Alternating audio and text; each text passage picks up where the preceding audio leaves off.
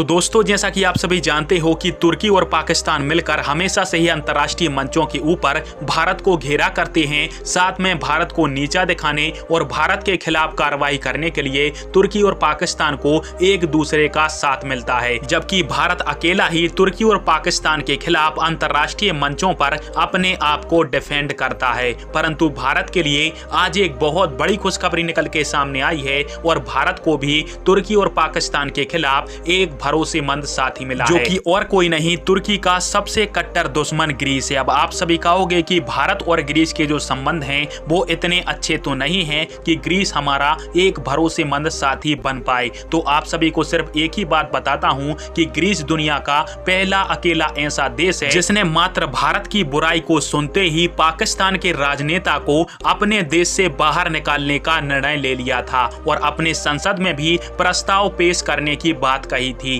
तो इस बात से ग्रीस और भारत की मित्रता की आप सभी संभावना कर ही सकते हो। इसके अलावा जो पाकिस्तान को टर्की की तरफ से बायरक्टर TB2 नाम का ड्रोन मिलने जा रहा है, उसके खिलाफ भारत को ग्रीस सबसे इंपॉर्टेंट और खुफिया जो जानकारी है वो दे सकता है, क्योंकि ग्रीस और तुर्की आपस में पड़ोसी देश हैं और जो पाकिस्तान को ड्रोन मिलेगा वो भारत के लिए कहीं ना कहीं सरदर्द बनेगा। और इस ड्रोन की जो जानकारी है वो ग्रीस की सेना के पास पहले से ही एकत्रित होगी, इसलिए भारतीय सेना इस TB2 ड्रोन से लड़ने के लिए अपनी रणनीति को बना सकती है। साथ में तुर्की और ग्रीस के बीच में कई बार युद्ध भी हो चुके हैं और अभी भी तुर्की और ग्रीस सबसे कट्टर शत्रु माने जाते हैं और हथियारों के मुकाबले में तुर्की के पास ग्रीस से थोड़े उन्नत टेक्नोलॉजी के हथियार हैं, जिसके कारण से ग्रीस भारत का सबसे बड़ा परम मित्र बनना चाहता है। और ऐसे में जब भारत के वायुसेना प्रमुख ग्रीस की यात्रा पर गए हैं तो दोनों ही देशों के बीच में एक गेम चेंजर संबंध स्थापित हो सकते हैं। और स्क्रीन के ऊपर आप सभी इसका एक स्क्रीनशॉट भी देख सकते हो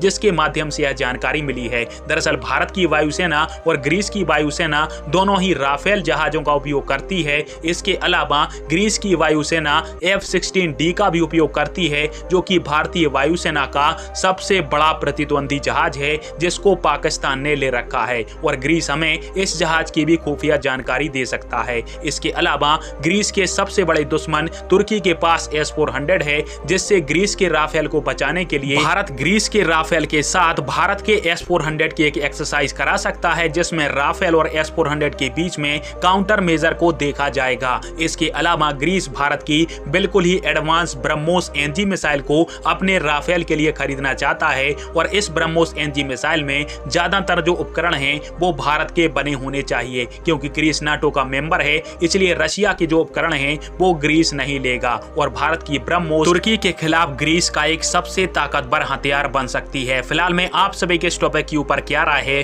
और क्या भारत को ग्रीस के साथ मित्रता और ज्यादा गहरी करनी चाहिए? कमेंट बॉक्स में फिर आवाज दीजिएगा। वीडियो देखने के लिए धन्यवाद। जय हिंद, वंदे मातरम।